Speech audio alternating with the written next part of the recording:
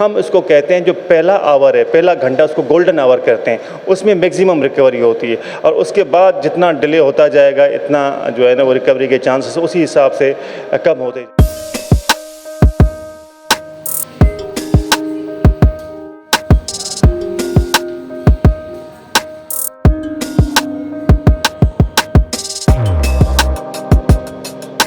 माहिर अमराजिकल डॉक्टर हाशिम हमारे साथ मौजूद हैं, उनसे जानते हैं ये जो डेवलपमेंट सामने आई है इस शख्स के इलाज की NICVD सक्खर में जो सर्विस इस वक्त प्रोवाइड की जा रही है। डॉक्टर साहब, एक कॉमन क्वेश्चन है, जिस तरह से पेशेंट्स की तादाद में इजाफा होता जा रहा है, लेकिन अच्छी चीज़ ये है कि उनका इलाज भी यहाँ पर मुमकिन हो गया है, तो क्या पॉसिबल है कि एक दफ़ा अगर पेशेंट को स्ट्रोक हो जाए और उसकी ट्रीटमेंट हो जाए तो उसके बाद उस पेशेंट को दोबारा भी स्ट्रोक के चांसेस होते हैं?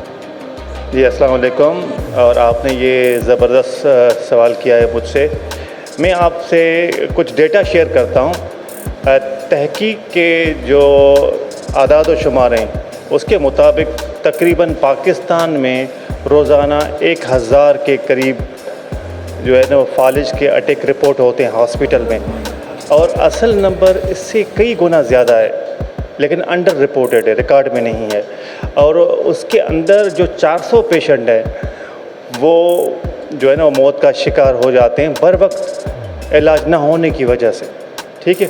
और बाकी जो बच गए हैं उसमें ज़्यादातर शदीद मुस्तकिल माजूरी का शिकार हो जाते हैं। तो आप ये इससे अंदाज़ा लगा सकते हैं कि तो स्ट्रोक का जो बर्डन पाकिस्तान के अंदर है वो कितना ज़्यादा है। तो ये मैं समझता हूँ कि सक्खर में जो ये जदीद तरीक़े का इलाज शुरू हुआ है ये किसी नेमत से कम नहीं है, और लोगों को इस बात का एहसास होना चाहिए और इससे ज़्यादा से ज़्यादा लोग जो है ना इससे फ़ायदा उठाएं।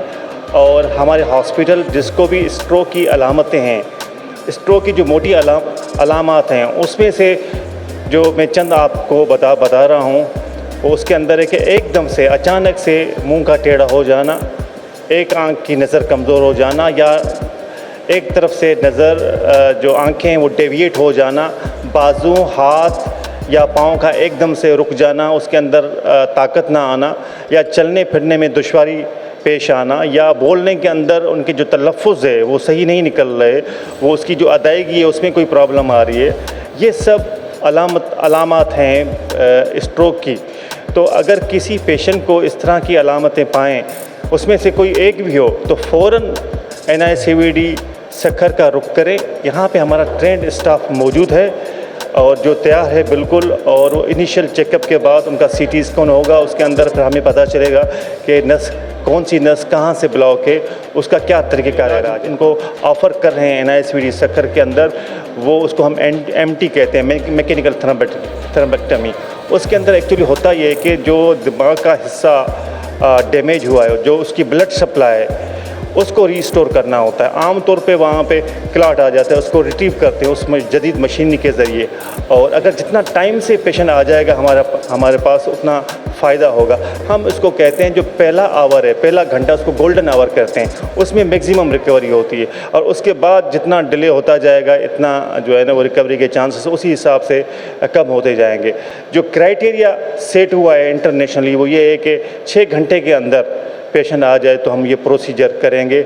और एक इंजेक्शन है जिसको TPA कहते हैं, और ये थ्रोम्बस बस्टर होता है, थ्रोम्बस को बस्ट कर देता है। तो ये भी हम उनको यहाँ पे इसकी भी सहूलत मौजूद है।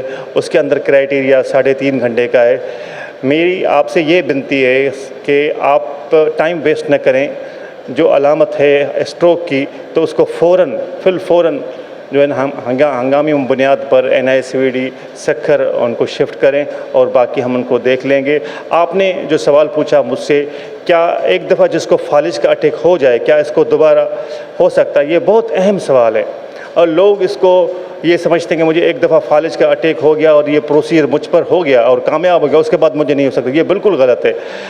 इसके अंदर जो बुनियादी चीज़ समझने की ये है, जिसको एक दफ़ा फालिज का अटैक होता है उसको दोबारा होने के चांसेस बहुत ज़्यादा हैं अगर उसके जो रिस्क फैक्टर्स हैं ये वही रिस्क फैक्टर हैं जो दिल के हार्ट अटैक के रिस्क फैक्टर्स हैं। BP, हाई BP अगर कंट्रोल नहीं करा उसको हार्ट अटैक होगा, फालिज का अटैक होगा। डायबिटीज़ से कंट्रोल नहीं की कोलेस्ट्रॉल हाई है, कंट्रोल नहीं करा, वो पेशेंट मोटा है, अगर उसने वज़न कम नहीं करा, लाइफस्टाइल को चेंज नहीं करा, लाइफस्टाइल को सेडेटरी लाइफस्टाइल, एक्टिविटी है ही नहीं, वो भी एक बहुत बड़ा रिस्क फैक्टर है। फैमिली हिस्ट्री में स्ट्रोक के पेशेंट्स की हिस्ट्री होती है, वो होती है, बढ़ती हुई उम्र है, मेल सेक्स है, इनके अंदर दिल की बीमारी और फाली की बीमारी भी होती है। अगर इन चीज़ों को नहीं देखा गया और इन चीज़ों पे कंट्रोल नहीं लाया गया तो 99% चांस है कि उस मरीज़ को दोबारा से उसको फालिज का अटैक हो। और एक होता है जिस तरह हम दिल का एंजाइना कहते हैं, तो दिमाग का भी एक किस्म से इस तरह का टर्म TIA इस्तेमाल होता है, ट्रांजिएंट इस्केमिक अटैक्स। वो एक वार्निंग साइन है लोगों को, मतलब वक्ती तौर पे 1 या 2 घंटे के लिए उनकी जो है जिस्म का कोई एक हिस्सा सुन्न हो गया, काम करना छोड़ दिया और बिल्कुल उसके बाद 2 घंटे के बाद रिकवर हो गया, कोई दवाई भी नहीं। लोग समझते हैं मैं तो बस अब सही हो गया हूँ, कुछ नहीं करना। नहीं, अगर इस पे उन्होंने एक्शन नहीं लिया, जो मैंने चीज़ें बताई हैं, इस पे कंट्रोल नहीं करा, तो बहुत ज़्यादा इम्कान है कि इसको दोबारा हार्ट अटैक हो और ये फिर जानलेवा भी हो सकता है।